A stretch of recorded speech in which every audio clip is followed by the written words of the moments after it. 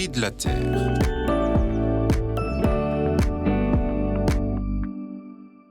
On est encore à ce moment du début de l'année qui est propice aux bonnes résolutions, et j'ai une proposition à vous faire qui est à la fois vraiment facile et rapide, contrairement à certaines bonnes résolutions, et qui peut vraiment porter du fruit si on a envie de contribuer à la transition écologique. Cette proposition, c'est de calculer votre empreinte carbone. C'est un outil qui permet de se faire une idée plus claire de nos leviers d'action personnels face au changement climatique, parce qu'on peut tous changer nos habitudes pour émettre moins de CO2 et d'autres gaz à effet de serre, mais on ne voit pas forcément clairement comment. Alors, je vous propose de prendre 10-15 minutes pour aller sur le site nosgestesclimat.fr. C'est un outil de l'ADEME, l'Agence de la transition écologique de l'État français.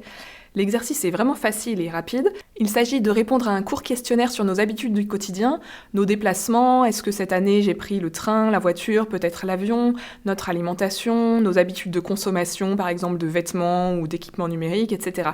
Il y a un point qui peut faciliter les choses, c'est d'aller d'abord chercher nos factures d'énergie, par exemple des factures d'électricité ou de gaz.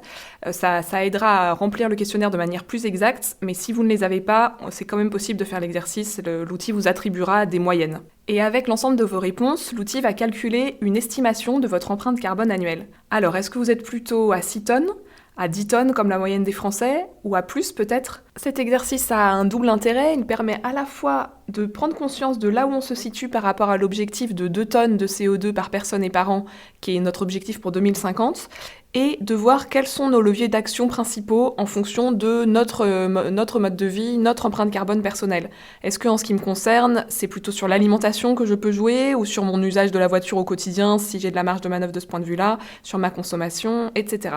Pour plus de pistes d'action, n'hésitez pas à aller lire notre fiche éco-jésuite « Réduire notre empreinte carbone » sur le site jésuite.com. Et pour finir, je vous partage un extrait du texte du pape François Laudate Deum paru en 2023 et qui concerne notre action face au changement climatique. Le pape nous dit « J'invite chacun à accompagner ce chemin de réconciliation avec le monde qui nous accueille et à l'embellir de sa contribution. Éviter l'augmentation d'un 1/10 de degré de la température mondiale peut déjà suffire à épargner des souffrances à de nombreuses personnes. Et c'est bien ça le sens du calcul de notre empreinte carbone, voir comment à notre échelle on peut limiter le changement climatique. Alors à vous de jouer, et moi je vous dis à la prochaine fois.